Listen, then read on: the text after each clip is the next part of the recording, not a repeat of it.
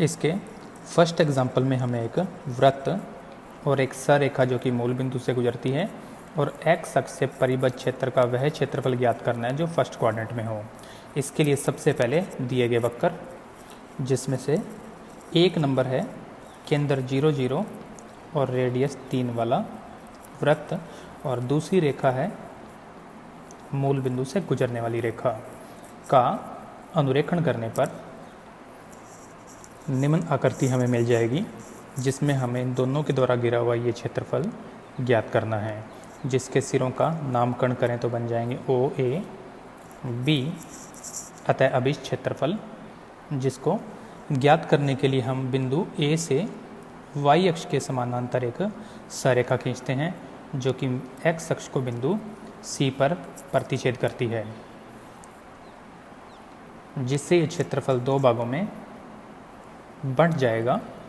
अतः यह क्षेत्रफल बनेगा क्षेत्रफल OACO से और क्षेत्रफल ABCA से। अब इन दोनों ही क्षेत्रों को ज्ञात करने के लिए हम लोग आयताकार पट्टियों का उपयोग करते हैं जो कि हमें x अक्ष पर मिलने वाली हैं।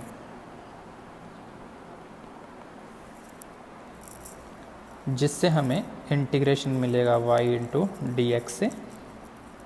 क्षेत्रफल को ज्ञात करने के लिए। अब फर्स्ट एरिया के अंदर पट्टियों का दूसरा सिरा जा रहा है सररेखा पर, तो y का मान ज्ञात किया जाएगा रेखा से, और दूसरे क्षेत्र में पट्टियों का दूसरा सिरा जा रहा है वृत्त पर, तो y का मान ज्ञात किया जाएगा वृत्त से। अब पहले क्षेत्र में पट्टियों का योग होगा O से लेकर C तक, जिसमें O के कोऑर्डिनेट है 0 0 जबकि C के कोऑर्डिनेट हमें ज्ञात नहीं है। और इसी प्रकार दूसरे क्षेत्र में पट्टियों का योग होगा C से B तक, जिसमें B के कोऑर्डिनेट बन जाएंगे 3, 0 इसकी वजह से। अब बिंदु C के कोऑर्डिनेट ज्ञात करने के लिए हमें दोनों वक्रों का प्रतिच्छेद बिंदु A ज्ञात करना होगा, और उसके लिए मैं y का मान समीकरण 2 से समीकरण 1 में रखता हूँ, जिससे हमें मिलेगा x² प्लस x² बटे में 2 इक्वल में 9, जिसमें योग करें तो बन जाएगा 3x² बटे में 2 बराबर 9, यानी कि x² का मान बन जाएगा 6, जिससे x का मान मिल सकता है √6, और यह बिंदु C का x कोऑर्डिनेट होगा। इसी हिसाब से इसका y कोऑर्डिनेट बनेगा 0, क्योंकि ये बिंदु x अक्ष पर है। इसलिए फर्स्ट इंटीग्रेशन की लिमिट बन जाएगी 0 से √6, और दूसरे इंटीग्रेशन की लिमिट बन जाएगी √6 से लेकर 3 तक। 0 से √6 1 बटे √2 x dx प्लस √6 से लेकर 3 स्क्वायर माइनस x² का रूट और dx, जिनको हल करने के लिए कांस्टेंट को बाहर करते हैं। x का इंटीग्रेशन बन जाएगा x² और बटे में 2, जिस पर लगा देते हैं लिमिट। इसी हिसाब से ये a² माइनस x² का रूट है, जिसका इंटीग्रेशन बनेगा x बटे 2 सेम रूट a² बटे 2 sine inverse x upon a, जिस पर हमें लिमिट अप्लाई करनी होगी √6 से लेकर 3 तक, जिसको यदि और आगे हल किया जाए तो ये बनेगा 1 बटे 2 √2। इस पर अप्लाई करते हैं अपर लिमिट तो बन जाएगा 6 और लोअर लिमिट बन जाएगी 0, जोड़ का निशान। इस पर अप्लाई करते हैं अपर लिमिट, जैसे x का मान रखेंगे 3, ये वाला पार्ट बनेगा 0, जिससे फर्स्ट पार्ट ओवरऑल बन जाएगा 0। और जब यहाँ पे रखेंगे तो यहाँ बाहर है 9 बटे 2, इसके साथ बनेगा साइन इनवर्स 1, जिसका मान आएगा पाई बटे 2, माइनस लोअर लिमिट के लिए x का मान रखेंगे √6, तो पहला पद बन जाएगा √6 बटे में 2, और यहाँ पर बन जाएगा 9 माइनस 6 यानी कि √3। फिर जोड़ का निशान, यहाँ पर बन जाएगा प्लस का 9 बटे 2,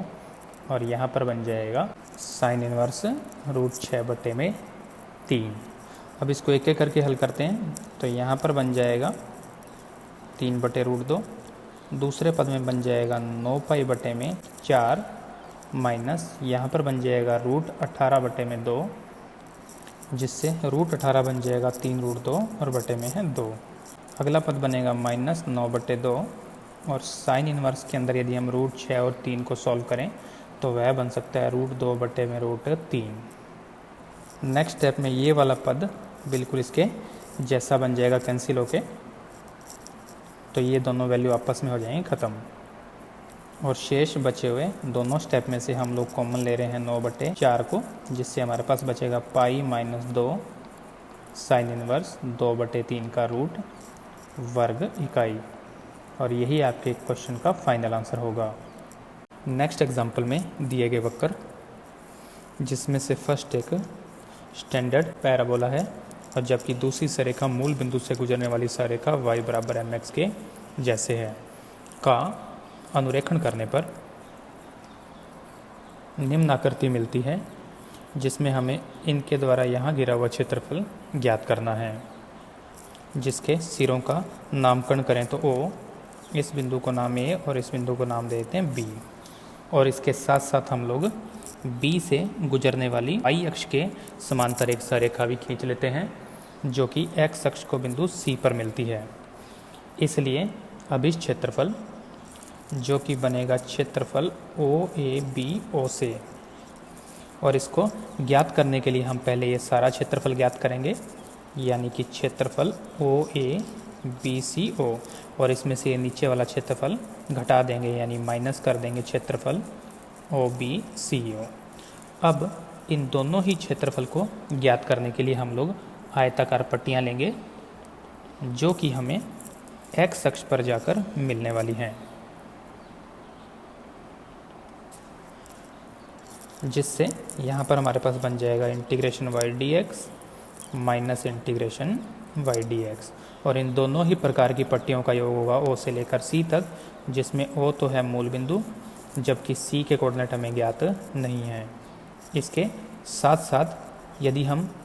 फर्स्ट एरिया की बात करें तो उसमें पट्टियों का दूसरा सिरा जा रहा है पैराबोला पर, तो हम लोग पहले y का मान ज्ञात करेंगे परवलय से और दूसरे y का मान ज्ञात करेंगे हम लोग सरल रेखा से।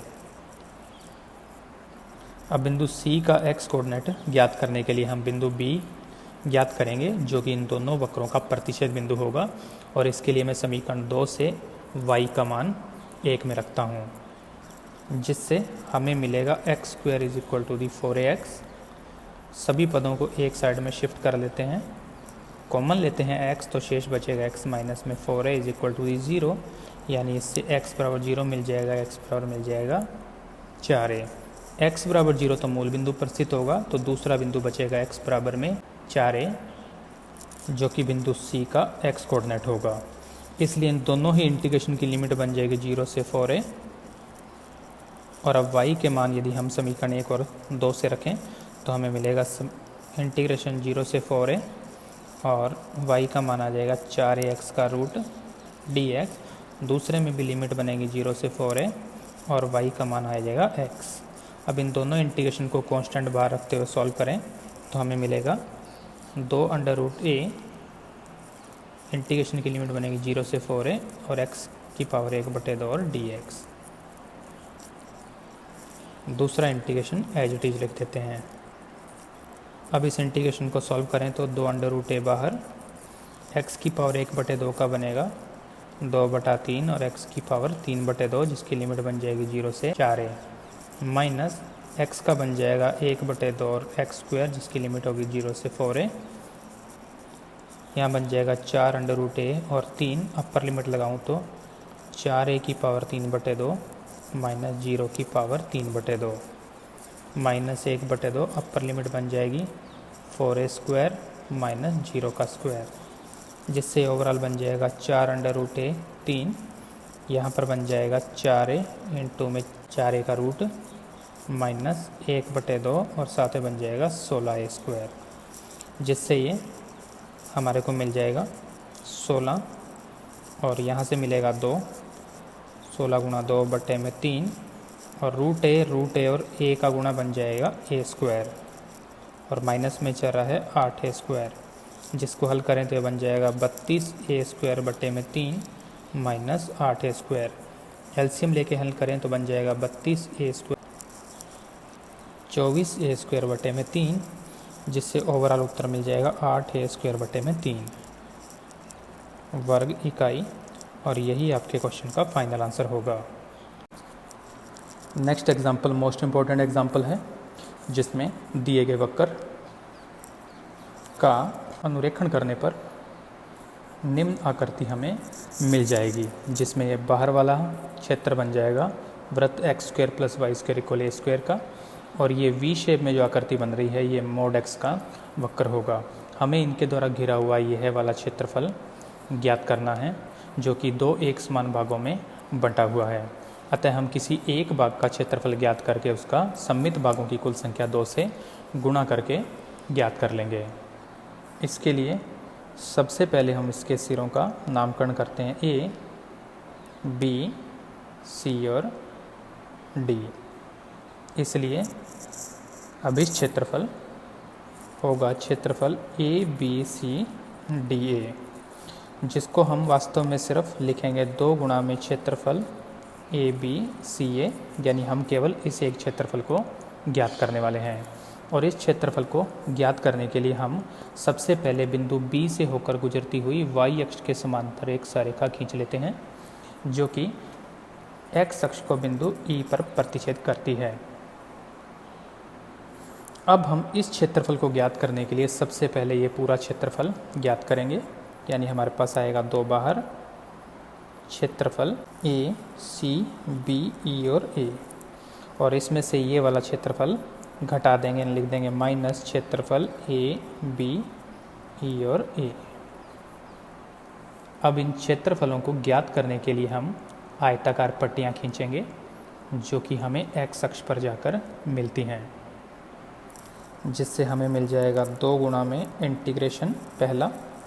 y into D x minus integration y और डी एक्स क्षेत्रफल को ज्ञात करने के लिए। अब पहले क्षेत्र में पट्टियों का दूसरा सिरा जा रहा है सर्कल पर, तो हम लोग पहले क्षेत्र को ज्ञात करने के लिए y का मान ज्ञात करेंगे वृत्त से, और दूसरे क्षेत्रफल को ज्ञात करने के लिए y का मान ज्ञात करेंगे दूसरे वक्र से। अब यहाँ पर बात सोचने वाली है कि ये वाला वक्र है y बराबर x और ये वाला वक्र है y बराबर माइनस एक्स। अतः हम इस क्षेत्र में जब भी वक्र का नाम लेंगे तो वह बन जाएगा y बराबर x। इसके बाद ऐसी पट्टियों का योग दोनों ही क्षेत्र में होगा a से लेकर e तक, जिसमें a मूल बिंदु है जिसके कोऑर्डिनेट लेते हैं 0 0, जबकि e का y कोऑर्डिनेट बन जाएगा 0, क्योंकि ये x अक्ष पर है। x कोऑर्डिनेट को ज्ञात करने के लिए y बराबर x और दिए गए वृत्त को प्रतिच्छेद बिंदु के लिए हल कर लेंगे, यानी समीकरण 2 से y बराबर x हम रख देंगे समीकरण नंबर 1 में, जिससे हमें मिलेगा x square plus x square is equal to the a square, यानी कि 2x स्क्वायर का मान आ जाएगा ए स्क्वायर, जिससे केवल एक्स स्क्वायर प्राप्त होगा ए स्क्वायर बटे 2, या कहें x प्राप्त हो जाएगा a बटे में रूट 2। ये पॉजिटिव वैल्यू ली है,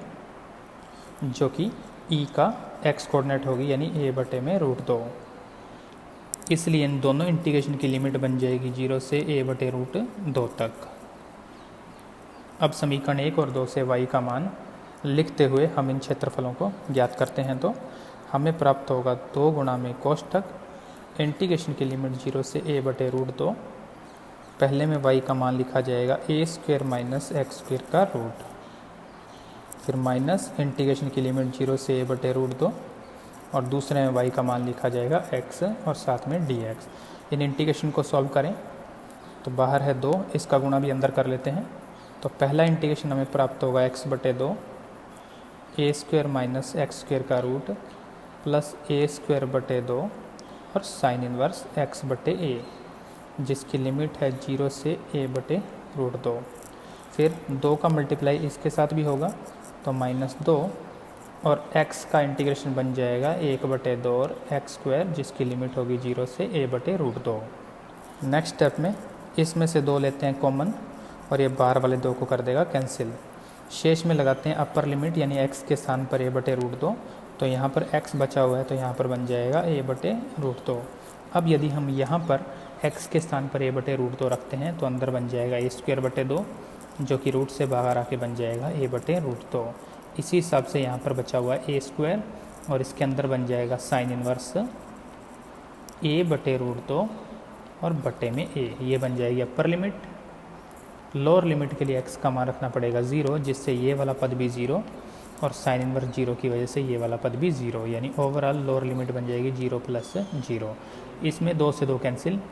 नेक्स्ट पहले ये आएगा माइनस, और इस पर लगाएंगे upper limit minus lower limit, तो यहाँ पर बन जाएगा ए स्क्वायर बटे 2 और माइनस में 0, जिसको यदि और अधिक हल किया जाए तो ए स्क्वायर बटे 2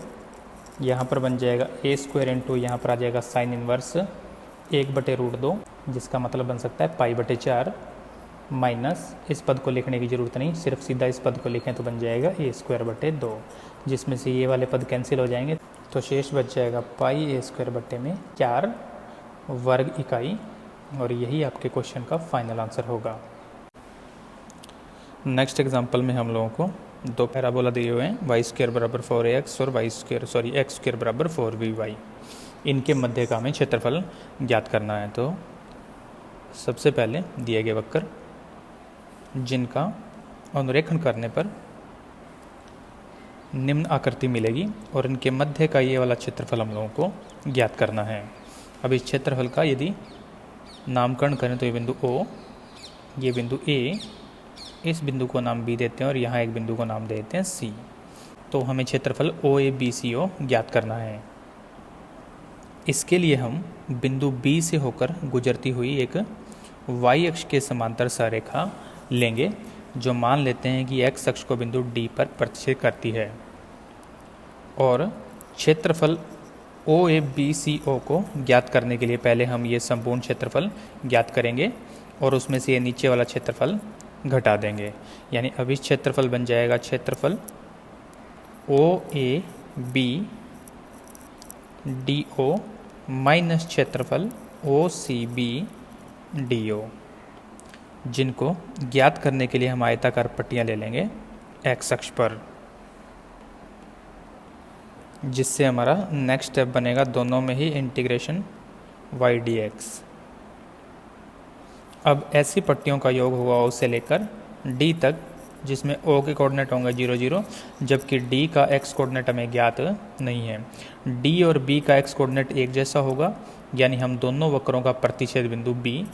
x के लिए ज्ञात करने वाले हैं। और इसके लिए हम समीकरण 2 से y का मान ज्ञात करके समीकरण नंबर 1 के अंदर रखेंगे, जिससे हमें मिलेगा x स्क्वायर बटे 4b का whole square is equal to the 4ax,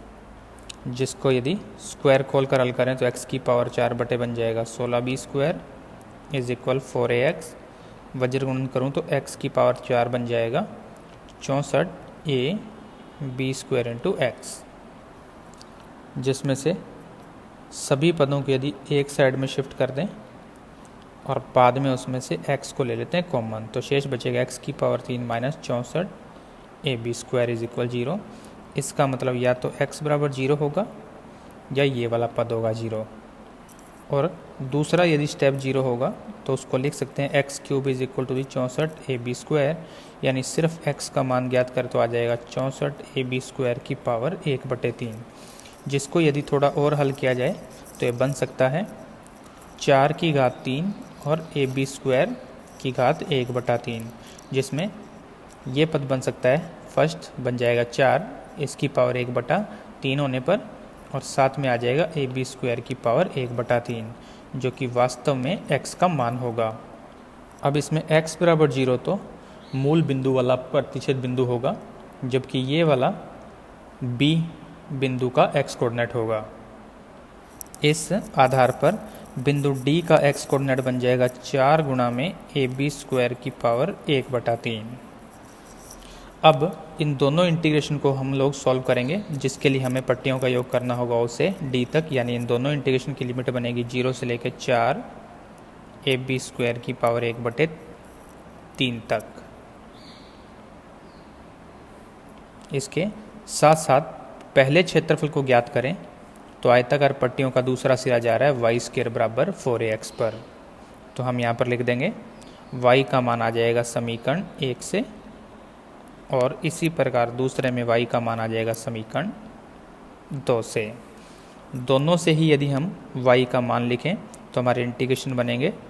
0 से 4 ab स्क्वायर की पावर 1/3, और फर्स्ट से y का मान हमें मिल जाएगा √4ax। इसी हिसाब से दूसरा इंटीग्रेशन भी बनेगा 0 से 4 ab स्क्वायर की पावर 1/3, और y का मान हमें मिल जाएगा एक्स स्क्वायर बटे में 4b और साथ में होगा dx। अब इन दोनों इंटीग्रेशन को सॉल्व करना है और उससे पहले कांस्टेंट को बाहर कर देते हैं शिफ्ट, जिससे हमारा अगला पद बन जाएगा 2√a इंटीग्रेशन 0 से 4ab स्क्वायर की पावर 1/3 और √x dx minus 1/4b integration की लिमिट 0 से 4ab स्क्वायर की पावर 1/3 एक्स स्क्वायर और dx। इंटीग्रेशन करें तो बाहर कांस्टेंट x की पावर 1/2 का बन जाएगा 2/3 और x की पावर 3/2, जिसकी लिमिट है 0 से 4ab स्क्वायर की पावर 1/3 माइनस 1/4b। दूसरे का इंटीग्रेशन बन जाएगा 1/3 और x क्यूब, जिसकी लिमिट है 0 से लेकर 4ab स्क्वायर की पावर 1/3। फर्स्ट स्टेप बन जाएगा 4√a बटे में 3, अपर लिमिट बन जाएगी 4ab स्क्वायर की पावर 1/3 की घात 3/2। जब हमने x के स्थान पर इसका यूज़ किया माइनस 0 की पावर 3/2। अगला स्टेप माइनस 1/12b और इस पर यदि अपर लिमिट हम यूज़ करेंगे तो बन जाएगा 4ab स्क्वायर की पावर 1/3 की घात 3 माइनस लोअर लिमिट 0 की घात 3। फर्स्ट स्टेप 4√a बटे में 3, इस पर अप्लाई करते हैं लिमिट को, तो इस पर पहले आएगा 4 की घात 3/2, जिसका मतलब बन जाएगा 8, और उसके बाद आएगा ab स्क्वायर की पावर 1/3 की घात 3/2, जिसमें घात के ऊपर घात होगी तो घातों का गुणा होकर 3 से 3 हो जाएगा कैंसिल, शेष बचेगा घात 1/2, और घात 1/2 का मतलब होता है रूट, तो ये बन जाएगा ab स्क्वायर का रूट माइनस ये वाला पद बन गया 0। इसी हिसाब से माइनस 1/12b, इसको हल करें तो यहाँ पर बन जाएगा 4 की घात में 3 यानी कि 64, और ab स्क्वायर की घात 1/3 की घात 3, जिसमें फिर से घातों का गुणा होगा तो 3 से 3 होके कैंसिल, हमारे पास बचेगा सिर्फ ab स्क्वायर, ये बन जाएगा 0, जिसको हालांकि लिखने की ज़रूरत नहीं है। नेक्स्ट इसको यदि और हल किया जाए तो यहाँ पर आ जाएगा 4 और 8 का गुणा 32 और बटे में होगा 3, तो 32 बटे में 3 और √a, और यहाँ पर भी √a है जिसका गुणा बन जाएगा a,